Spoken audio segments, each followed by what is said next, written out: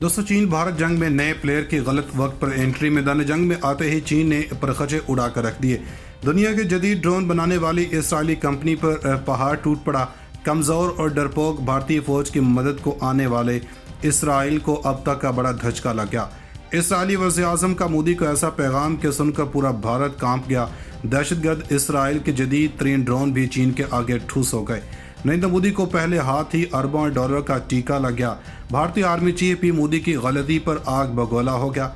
Israel और चीन आमने सामने आते ही अरुणाचल में हालात कशीदा। चीनी सदर का फौज को बड़ा हुक्म जारी। इसराइल और इसके मदद करने वाले ममालिक का सीना चीर देंगे।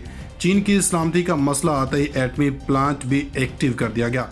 अरुणाचल में इसराइली ड्रोन गिराने के बाद चीन ने एक और निशाना बांध लिया। भारत की गेम भी सामने आ गई। नरेंद्र मोदी ने खुद मौत को आवाज़ दे दी। वीडियो में तफसील से ये भी बताएंगे कि अरुणाचल में चीन और भारत का असल मसला क्या है। दोस्तों, हिमालय के पहाड़ी सिलसिले में चीन और भारतीय फौज के दरमियान झड़प के बाद हिंदुस्तान ने अपने सरहदी दिफा को मजीद तेज़ी से मजबूत बनाने के लिए काम शुरू कर दिया है। जहाँ ये मुकाम दोनों ममालिक के दरमियान तवील अरसे से एक वजह तनाज़ा बना हुआ है। दोस्तों, अरुणाचल प्रदेश तिब्बत से हिमालय के दूसरे किनारे तक फैला हुआ है और अपने शुमाली पड़ोसी चीन के साथ मुश्तरका बुद्ध सकाफती विरसे का हामिल है। चीनी हुक्मरानी के खिलाफ नाकाम बगावत के बाद दलाई लामा 1959 में रियासत से फरार हो गए थे और तब से वो हिंदुस्तान में मुकीम है। बीजिंग अरुणाचल प्रदेश को जनूबी तिब्बत करार देते हुए इस पर अपनी मलकियत का दावा भी करता है और 1962 में मुख्तसर खून रेस जंग के बाद ज़्यादातर इलाके पर कब्जा कर लिया था।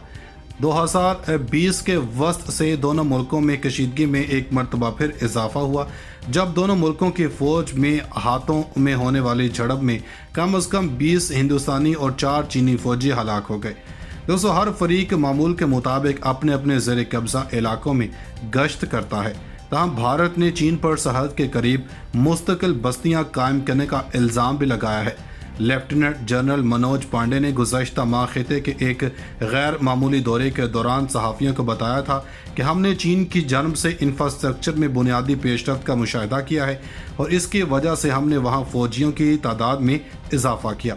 भारत ने अरुणाचल प्रदेश में अपनी दिफाई सलाहियत में इजाफा करते हुए क्रूज़ मिज़ाइल होटर्स और अमरीकी साख्ता चनोक ट्रांसपोर्ट हेलीकॉप्टर और इसराइल में बनाए गए ड्रोन्स को नस्ब किया है। दोस्तों, खिते के अफसरों का कहना है कि गुज़श्ता साल झड़पों ने सरहद पर फौज की मौजूदगी बेहतर और मजबूत बनाने की फौरी ज़रूरत को उजागर किया, क्योंकि सरहद पर कशीदगी कम करने के लिए दोनों फरीकैन में मुज़ाकरात नाकाम हो गए थे।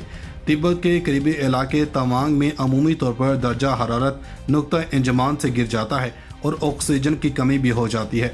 यही वजह है कि मौसम सरमा में करीबी फौजी चौकियों का बैरूनी दुनिया से राब्ता कई हफ्तों के लिए मुनक़ता किया जा सकता है। हिंदुस्तानी फौज के एक ब्रिगेडियर ने AFP को बताया कि खिते का जोग्राफिया इंसानों के लिए नुकसानदा है। अगर कोई मुकम्मल तौर पर फिट तरबियत याफ्ता या मौसम के लिहाज से तैयार नहीं है तो यह मौसम मोहलिक हो सकता है। फौजी इंजीनियर सतह समुंदर से 13,000 फुट की बुलंदी पर एक बहुत बड़े सुरंग बना रहे हैं जो अगले साल तक खुलने का इम्कान है, ताकि इस इलाके को जनूब की जनब से मज़ीद रास्तों से मुंसलिक किया जा सके। प्रोजेक्ट के डायरेक्टर कर्नल परीक्षत मेहरा ने कहा कि इन सुरंगों की तामीर के बाद तवांग में मुकामी लोग और सिक्योरिटी फोर्सेस के दरमियान हर मौसम में राब्ता मुमकिन हो सकेगा। इसी तरह का एक मंसूबा लद्दाख में जोजिला पहाड़ी दरे के चट्टानी खितों के नीचे चल रहा है, क्योंकि वहां से मौसम सरमा में गुजरना नामुमकिन है और इसकी तामीर के बाद कश्मीर में हिंदुस्तानी फौज को तेज तर इमदाद पहुंचाने में मदद मिलेगी। दोस्तों, उधर भारत में सियासी जमात समाजवादी पार्टी के सरबराह अखिलेश यादव की जानब से अपनी तकरीर में बानी पाकिस्तान कायद-ए-आज़म मोहम्मद अली जिन्ना का जिक्र करने पर सियासतदानों की जानब से इन पर तनकीद की जा रही है। नई दिल्ली टेलीविज़न NDTV के मुताबिक अखिलेश यादव की जानब से 31 अक्टूबर को रियासत उत्तर प्रदेश में एक जलसे के दौरान बानी पाकिस्तान का जिक्र किया गया, जिस पर सियासतदान इन्हें तनकीद का निशाना बना रहे हैं। अखिलेश यादव के बयान पर उत्तर प्रदेश के वज़ीर आला और भारतीय जनता पार्टी के सियासतदान योगी आदित्यनाथ ने सख्त तनकीद करते हुए समाजवादी पार्टी के सरबराह को तालिबानी जहनीत का शख्स करार दिया। NDTV کے مطابق یوگی آدتیہ ناتھ نے اکھلیش یادو سے بانی پاکستان کا ذکر کرنے پر معافی کا مطالبہ کیا اور دعویٰ کیا کہ آج کل کا بھارت نریندر مودی کی سوچ کی وجہ سے دنیا بھر میں اہم طاقت کے طور پر ابھر رہا ہے۔ اسی حوالے سے انڈیا ٹوڈے نے بتایا کہ اتر پردیش کے وزیر اعلیٰ نے اکھلیش یادو کے بیان کو حقائق کے منافی قرار دیتے ہوئے ان سے عوام سے معافی مانگنے کا مطالبہ کیا۔ انڈیا ٹوڈے نے اپنی دوسری رپورٹ میں بتایا کہ اکھلیش یادو نے 31 اکتوبر کو اتر پردیش میں ایک بڑے جلسے سے خطاب کے دوران بانی پاکستان کا ذکر کیا تھا۔ اکھلیش یادو نے خطاب کے دوران کہا تھا کہ قائد اعظم محمد علی جناح، مہاتما گاندھی، جواہر لال نہرو اور سردار ولبھ پٹیل ایک ہی ادارے سے پڑھے تھے اور ان سب نے قانون دان بن کر بھارت کی آزادی کے لیے جدوجہد کی۔ اکھلیش یادو نے محمد علی جناح اور مہاتما گاندھی سمیت تمام شخصیات کو عظیم قرار دیا اور ساتھ ہی کہا کہ اس وقت بھی سردار ولبھ پٹیل نے انتہا پسند ہندو جماعت راشٹریہ سیوم سیوک سنگھ RSS کی مخالفت کرتے ہوئے اس پر پابندی کا مطالبہ کیا تھا۔ RSS کو حالیہ حکمران جماعت BJP کی خالق سیاسی تنظیم مانا جاتا ہے۔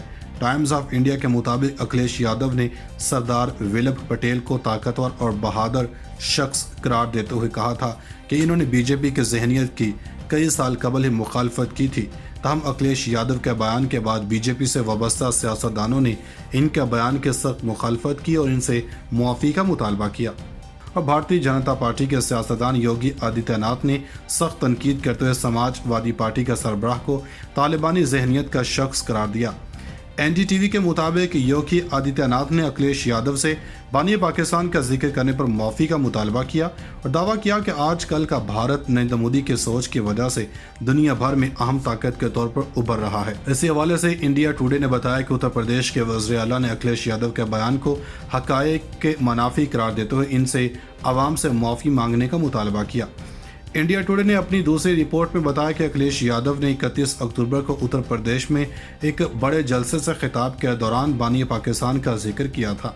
اکھلیش یادو نے خطاب کے دوران کہا تھا کہ قائد اعظم محمد علی جناح، مہاتما گاندھی، جواہر لال نہرو اور سردار ولبھ پٹیل ایک ہی ادارے سے پڑھے تھے اور ان سب نے قانون دان بن کر بھارت کی آزادی کے لیے جدوجہد کی۔ اکھلیش یادو نے محمد علی جناح اور مہاتما گاندھی سمیت تمام شخصیات کو عظیم قرار دیا اور ساتھ ہی کہا کہ اس وقت بھی سردار ولبھ پٹیل نے انتہا پسند ہندو جماعت راشٹریہ سیوم سیوک سنگھ RSS کی مخالفت کرتے ہوئے اس پر پابندی کا مطالبہ کیا تھا۔